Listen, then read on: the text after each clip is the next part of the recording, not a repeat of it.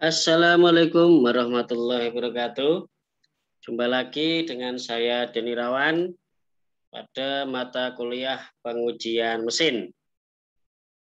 Pada kesempatan kali ini kita sudah sampai pada materi speedo tester dan height leg tester. Baik, kalau kita lihat bahasan kita kali ini adalah membahas tentang tes untuk mengetes speedometer ya, mengetes speedometer. Kemudian yang kedua adalah untuk mengetes lampu, terutama lampu kota dan lampu utama yang ada pada kendaraan bermotor, baik itu motor maupun mobil. Baik, kita lanjutkan.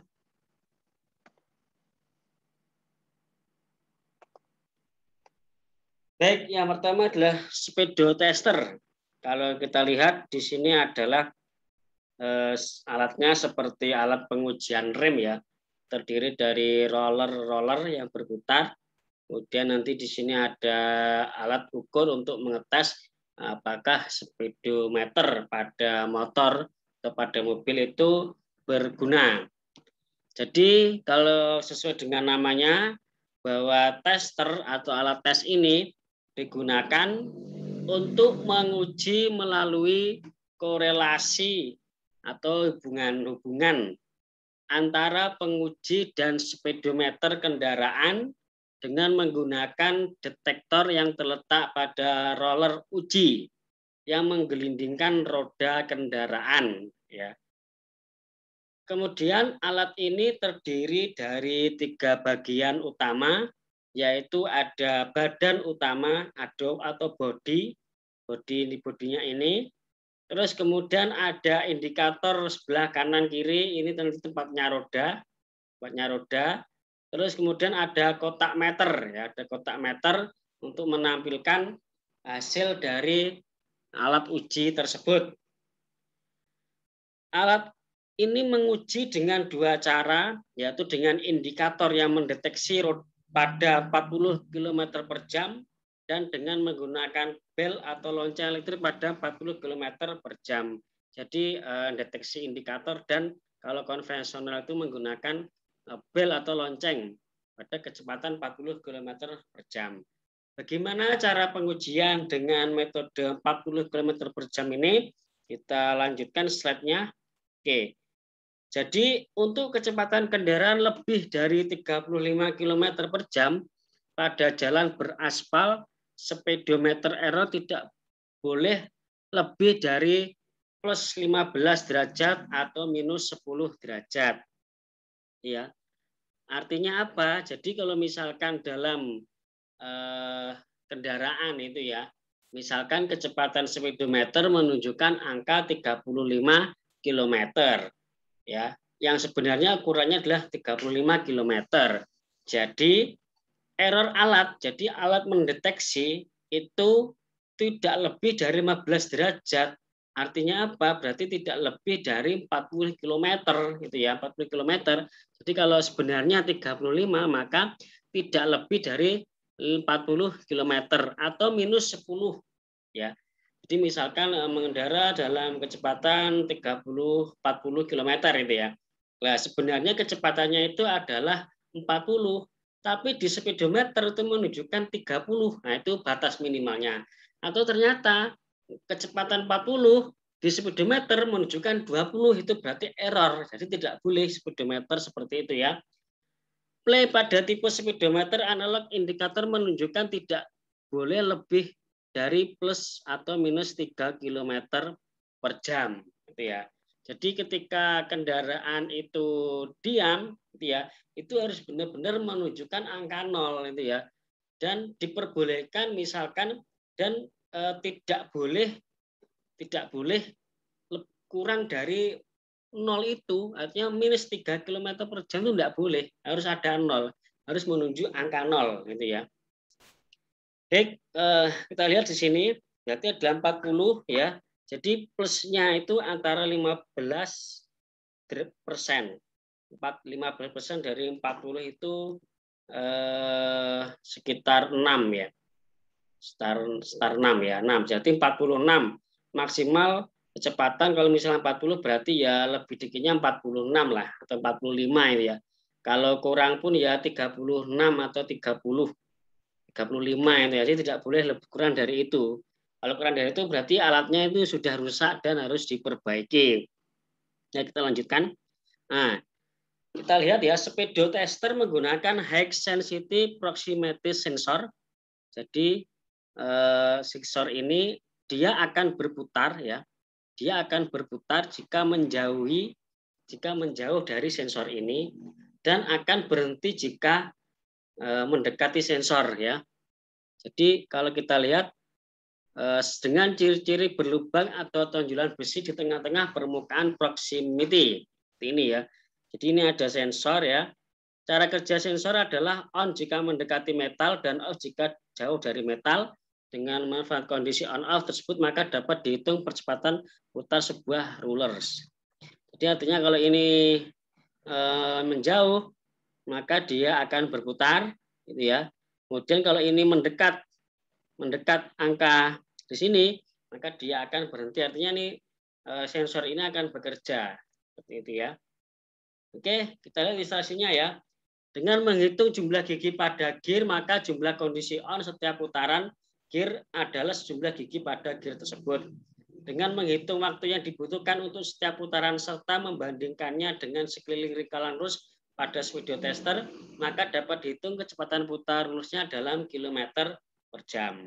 Oke, ini adalah seperti ini case-nya ya. Jadi jumlah gear pada gigi ya itu setiap putaran akan dihitung sesuai dengan jumlah gigi pada gear tersebut. Oke, kita lanjutkan.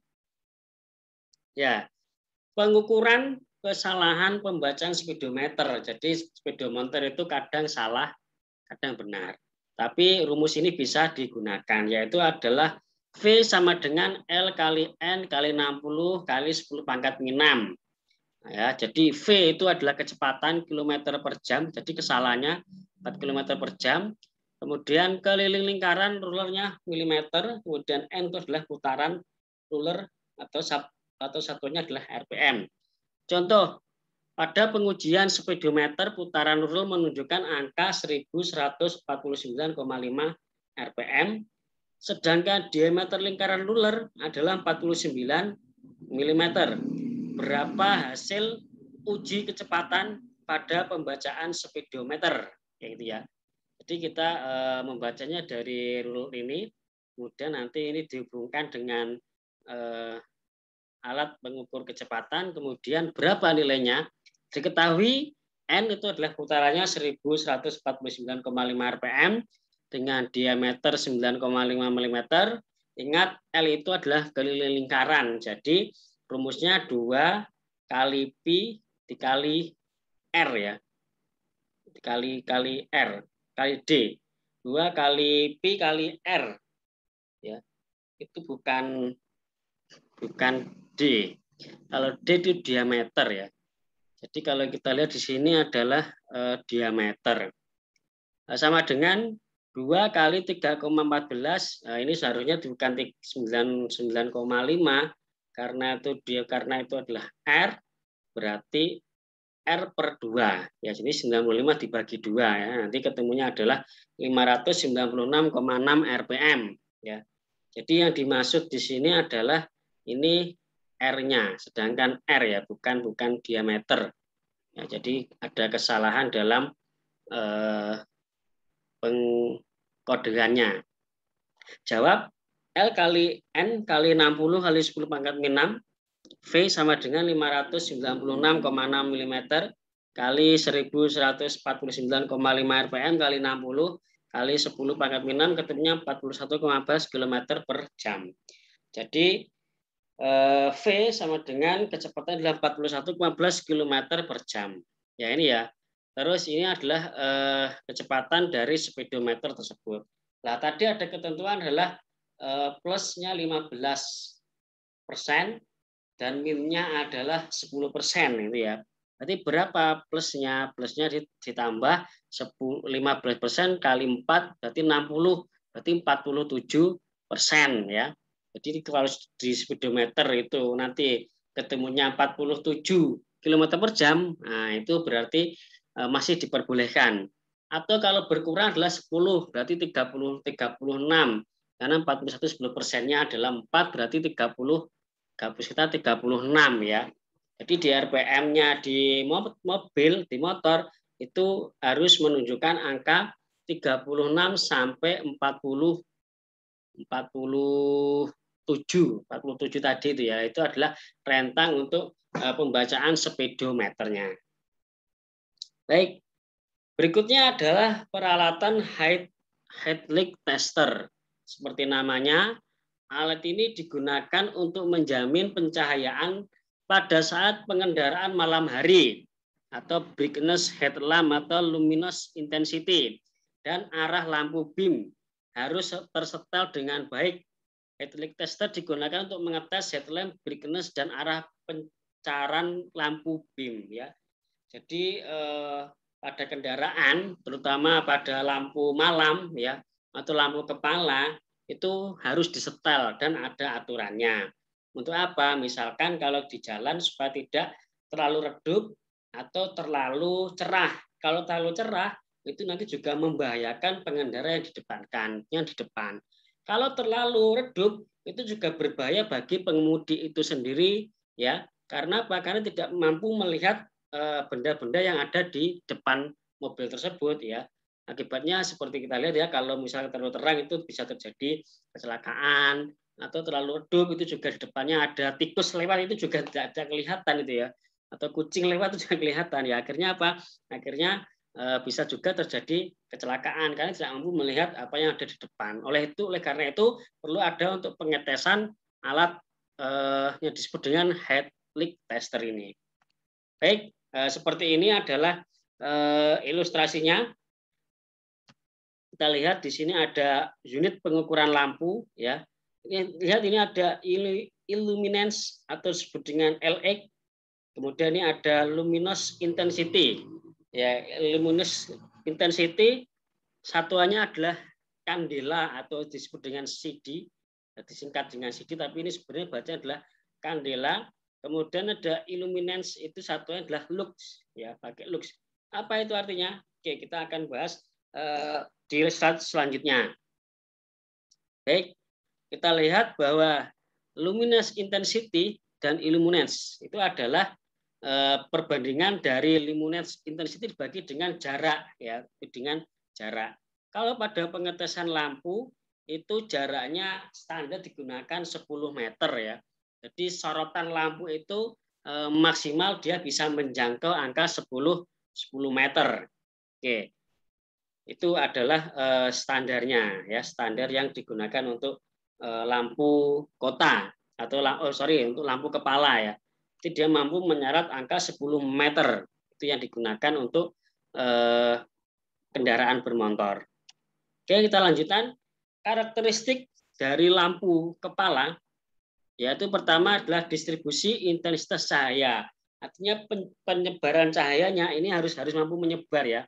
Mengacu pada distribusi kecerahan yang diungkapkan oleh kurva ekuiluminasi ya. Oke, ini untuk kurva ekuiluminasi tidak kita pelajari secara detail karena ini tidak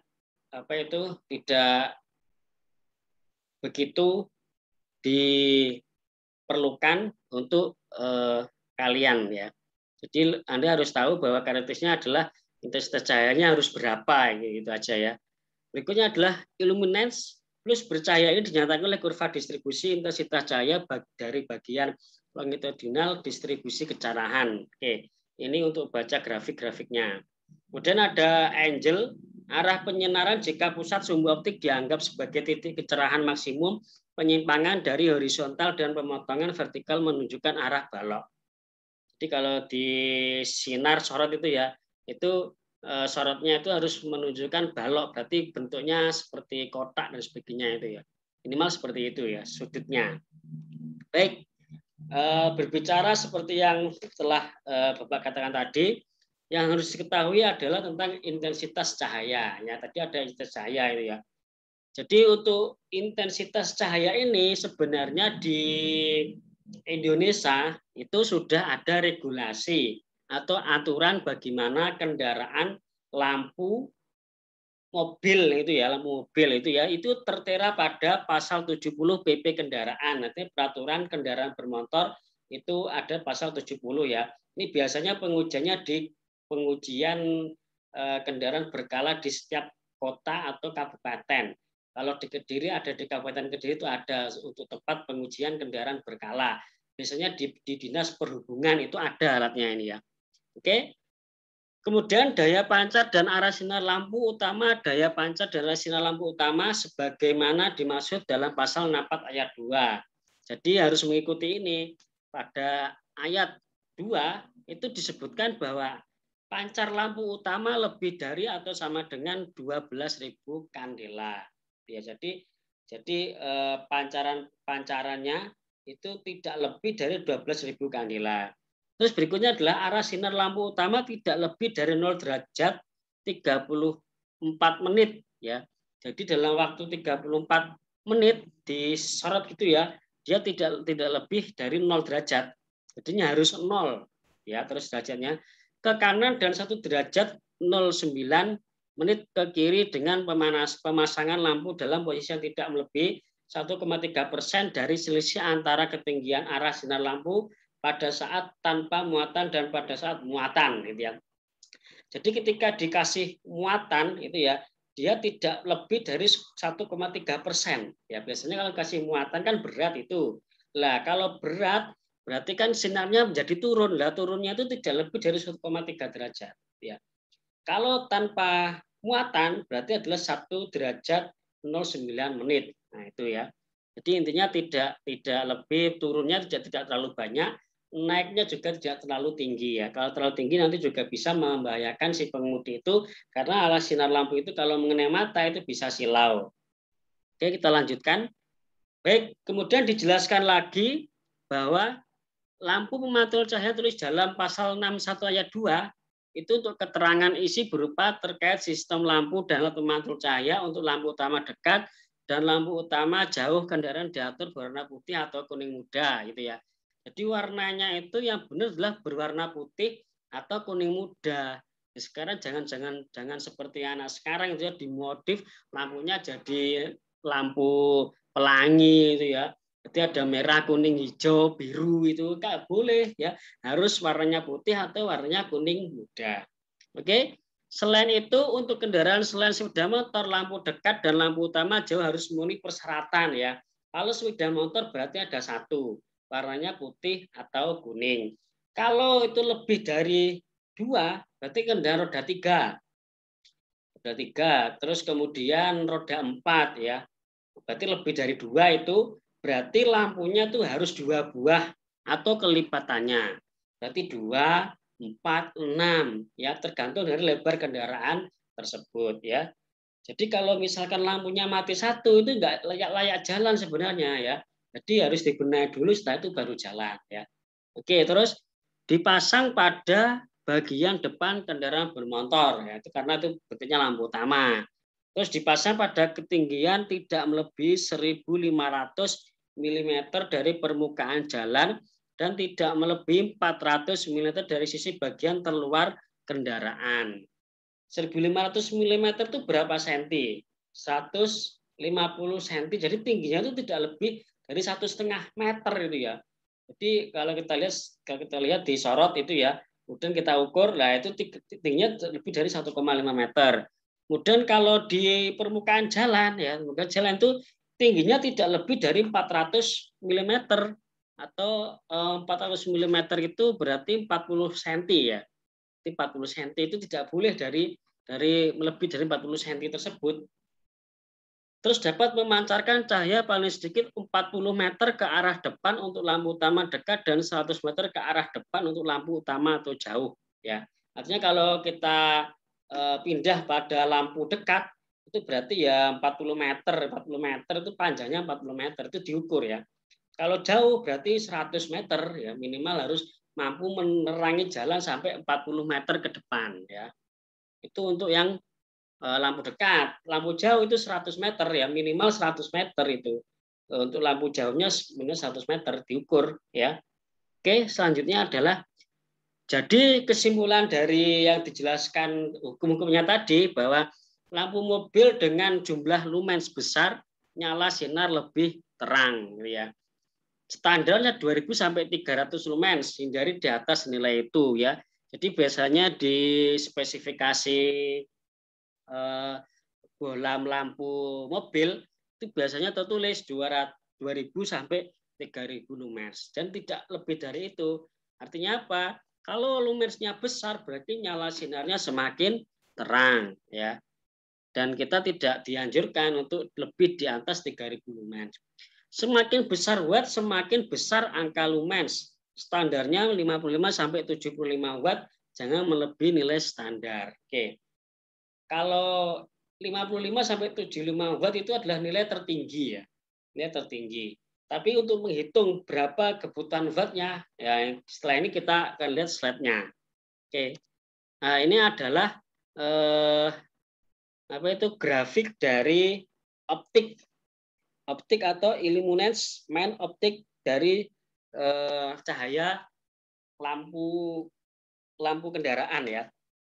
Nah, dilihat di sini adalah lux-nya adalah disarankan itu adalah maksimal 3000, minimal adalah 2000. Di atas itu adalah sudah terlalu terang ya. Terlalu terang. Oke. Terus selanjutnya adalah ini diperbolehkan di bawah ini toleransinya adalah 15% ya. Di bawah 2000 ini masih diperbolehkan ya. Tapi dengan standarnya adalah 15%. Jadi kalau 2000 kali 15% itu ketemunya adalah 300, berarti 1700 itu adalah batas paling minimal karena ada toleransi ya. Oke, terus kita lanjutkan. Contoh untuk menghitung apa itu kebutuhan dari lampu ya, kebutuhan dari sinar lampu tersebut. Contoh suatu kendaraan mobil mempunyai spesifikasi lampu depan 6000 lumens. Jadi dia membeli atau spesifikasinya itu 6000 lumens. Berapa nilai lux dari lampu tersebut? Ya, luxnya itu berapa? Gitu ya. Lux atau lumens atau rumus dari lux itu sama dengan lumens per luas area ya. Pada mobil luas area dihitung dari lebar kendaraan kali jarak lampu standar ya. Jadi itu untuk alat pengujiannya. Misal area mobil itu 4 meter, jadi tergantung ya lebar dari kendaraan itu berapa. Di sini disebut karena tidak disebutkan, maka kita pakai perumpamaan. Misal area mobil itu lebarnya 4 meter, kemudian panjang standar itu berarti untuk menguji di sini main optik axis tadi adalah 10 mm, maka luas area adalah 40 mm kuadrat atau persegi. Sehingga lux sama dengan 6000 dibagi 40 sama dengan 150 lux. Kesimpulannya apa? Terlalu terang atau kalau terlalu terang gimana? Membahayakan. Oke, itu ya. Kalau begitu berapa watt lampu seharusnya ya? Jadi kan tadi 6000 lumens, kemudian berarti kalau beli lampu standar dengan lebar mobil 4 meter ya, itu berapa ya? Jadi dihitung standar lumennya kita pakai tertinggi 3000 boleh, 2500 boleh, 2000 boleh, 1700 paling rendah tadi ada toleransi 5% itu boleh ya. Karena ini contoh saya pakai yang 3000 lumens batas tertinggi sehingga loop rekomendasi sama dengan 70 lumen per watt. Jadi terjadi ada keterangan bahwa berapa lumen yang bisa dipakai itu ya. Dibagi watt sama dengan 3000 dibagi 70 lumen per watt ketemunya 42,8 watt. Jadi sebenarnya untuk mobil 4 meter lebarnya 4 meter itu membutuhkan lampu depan ya. Itu sebenarnya 42,8 watt secara teoritis ya. Di atas itu masih diperbolehkan ya. Tadi berapa 57 sampai 75 watt itu boleh ya. Tapi sebenarnya kebutuhan wattnya cuma 42,8 watt. Kalau wattnya besar berarti naratorannya juga besar ya. Jadi begitu cara menghitung beberapa watt kendaraan yang digunakan ini supaya lampunya tidak terlalu redup juga tidak terlalu terang. Baik, kalau kita lihat apa sih perbedaan dari lumens dan lux itu ya. Jadi kalau kita lihat misalnya ada kendaraan, ya kendaraan, kemudian ini menghasilkan cahaya menyorot begini ya, maka kalau kita fokus pada hasil, pada cahaya ini yang menghasilkan, kita mengukur ini terang atau tidak.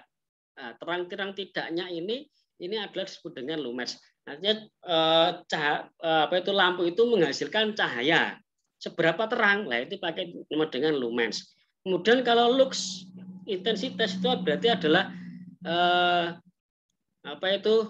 hasil dari sinar itu seberapa, gitu ya. Hasil dari sinar itu seberapa jauh yang bisa disinari, itu disebut dengan lux, gitu ya. Kita lihat tadi kalau luxnya itu 10, dia redup seperti ini ya, sangat redup. Kalau 20 lux lah dia agak samar-samar ya kalau di jalan ya. Samar-samar. 30 lux agak remang-remang ya, tapi sudah mampu lebar jalan kanan kiri itu sudah mulai terlihat. Kalau 40 lux lah ini semakin jelas ya, semakin jelas berapa di sininya. Kemudian kalau 50 lux dia lebih jelas lagi. Kalau 60 lux dia agak sedikit ada remang tapi sudah jelas. Lah 70 lux ini adalah yang dipakai ya. Nah ini sudah agak lumayan karena sudah kanan kiri, kemudian depan itu sudah bisa terlihat dengan baik. Dan nilai maksimal 80 lah, berarti 80 itu sudah sangat terang sekali, bahkan sudah lebih baik. Lah yang disarankan dari mobil itu adalah di angka 70 sampai 80 lux ini yang dipakai. Oke, gitu ya. Baik, selanjutnya adalah ini alat untuk menentukan mengukur dari pada lampu baik itu lux maupun lumensnya ya, luxmeter, disebut dengan luxmeter namanya ini ya. Baik, luxmeter, apa itu luxmeter? Adalah alat ukur yang digunakan untuk mengukur intensitas cahaya atau tingkat pencahayaan. Tingkat pencahayaan ya, ingat luxmeter adalah tingkat pencahayaan. Luxmeter sering digunakan pada bidang arsitektur, industri dan lain-lain. Berarti lain-lain itu termasuk pada mobil ini ya. Besarnya intensitas cahaya perlu untuk diketahui. Untuk mengetahui intensitas cahaya maka diperlukan sebuah sensor yang peka dan linear terhadap cahaya. Semakin jauh antara sumber cahaya ke sensor maka akan semakin kecil nilai yang ditunjukkan luxmeter. Luxmeter ini terdiri dari dua jenis, yaitu luxmeter analog dan luxmeter digital. Jadi ada digital, ada yang analog. Oke. Prinsip kerjanya ya adalah mengubah energi dari foton menjadi elektron. Idealnya satu foton dapat membangkitkan satu elektron. Cahaya akan menyinari sel foton yang kemudian akan ditangkap oleh sensor sebagai energi yang diteruskan oleh sel foto menjadi arus listrik. Semakin banyak cahaya yang diserap oleh sel foto, maka arus yang dihasilkan akan semakin besar, gitu ya. Jadi dia menggunakan cahaya, kemudian ditangkap pakai sinyal foton itu, kemudian nanti hasil fotonya dialiri menjadi aluran listrik, dirubah menjadi aluran listrik, kemudian diserap pakai sel foto, pakai sel ya, diserap pakai seperti lembaran kertas itu ya, itu yang bisa mampu menyerap cahaya, kemudian hasil serapan cahaya itu yang akan dibaca arusnya, sehingga arusnya berkolerasi terhadap sinarnya tadi itu. Oke, terus cara bagian-bagian luxmeter ya, ini ada tombol on off untuk menyalakan atau mematikan alat, kemudian adalah tombol ring, ada tombol ring di sini, ada tombol ring, ini adalah tombol ring atau screen-nya untuk mengatur ring, kemudian ada layar panel atau screen. Screen ini layar panel untuk melihat hasil pembacaan hasil pengukuran, ada zero adjust VR untuk mengkalibrasi alatnya. Di sini ada adjust VR, sensor penangkap cahaya untuk menangkap deteksi cahaya masuk ke sensor ini pakai optik axis scale ini ya.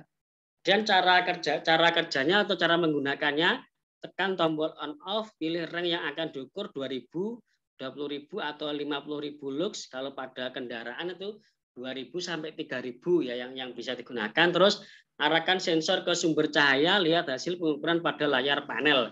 Jadi mobil dinyalakan, kemudian lampu dihidupkan, kemudian alatnya dihidupkan juga, diarahkan berlawanan dengan arah mobil tadi. Nah, kemudian sinar itu menyorot pada bagian skrinnya. Nah, skrin itu nanti akan membaca berapa lumens cahaya yang dihasilkan melalui medan-medan listrik yang dialiri pada sel foto tersebut. Oke, itu ya caranya ya. Jadi setel, oh ini kalau setelnya 2000 lumens berapa hasilnya? Oh ternyata melebihi, nanti akan kelihatan itu ya. Baik, ini adalah metode pengungkulan dengan manual ya. Manual ini ada photoelectric cell, ada variabel untuk tahanannya, ini ada intensitas meter, ada measure optic axis deviation kanan kirinya, berapa intensitas di kanan kiri dari cahaya mobil tersebut. Nah, ini adalah cara penyetelannya, ada dengan cara pakai mur ya, didekatkan mur, kemudian nanti bisa dinaik turunkan, kemudian ada pakai skru. Nah, di sini adalah mur bautnya di samping bawah.